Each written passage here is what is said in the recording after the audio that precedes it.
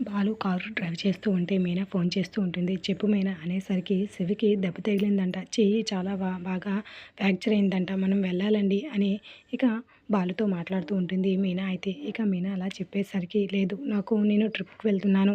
Customer ఉన్నారు. నాకు ఇప్పుడే రావడం అవ్వదు. చాలా లేట్ అవుతుంది అని బాలు అనేసరికి అలా కాదండి ఒకసారి వీలు చూసుకొని రండి అంటే లేదని చెప్పాను కదా! నాకు చాలా ఆలస్యం అవుతుంది అని చెప్పేసరికి ఇక మీనా అయితే బాలు మాటలకి బాధపడుతూ ఉంటుంది. కానీ ఏమీ మాట్లాడలేక ఫోన్ పెట్టేసి ఇక వాళ్ళ తమ్ముడిని చూసి వస్తూ ఉంటుంది. ఇక సత్యమూర్తి గారు మీనా ఇంటికి రాగానే "ఎలా ఉందమ్మా మీ తమ్ముడికి" అని అడిగేసరికి "చెయ్యి బాగా వాచింది మామయ్య గారు.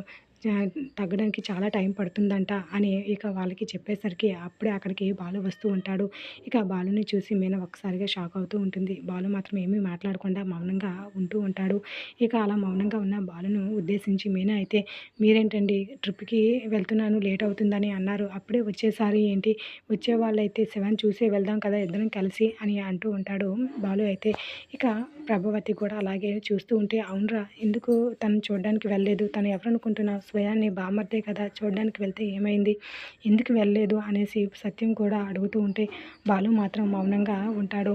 "ఏంటండి ఏమీ మాట్లాడరు" అని ఇక మీనా కూడా అడిగేసరికి "వాడేంటి మంచి పని చేసింద దెబ్బలు తగిలించుకోలేదు. వాడు చేసిన పనికి నాకెంత కోపం వస్తుందంటే" అనేసి తన కోపాన్ని అణుచుకొని గట్టిగా మాట్లాడుతూ ఉంటాడు. ఒక్కసారిగా బాలు అలాగ మాట్లాడేసరికి మీనా అయితే షాక్ అవుతూ ఉంటుంది. ఇక అక్కడ ఉన్న ప్రభావతి "ఏం పని చేశాడురా? బాలు అంత ఏం పని చేశాడు వాడు? చెప్పు ఏం పని చేసి అలా దెబ్బలు తగిలించుకున్నాడు? చెప్పరా చెప్పు" అనేసి ప్రభావతి అయితే అడుగుతూ ఉండేసరికి ఒక్కసారిగా బాలు అయితే ఏమీ మాట్లాడక మౌనంగా ఉండిపోతాడు. ఇది రోజు promo. Like the video. Thanks for listening.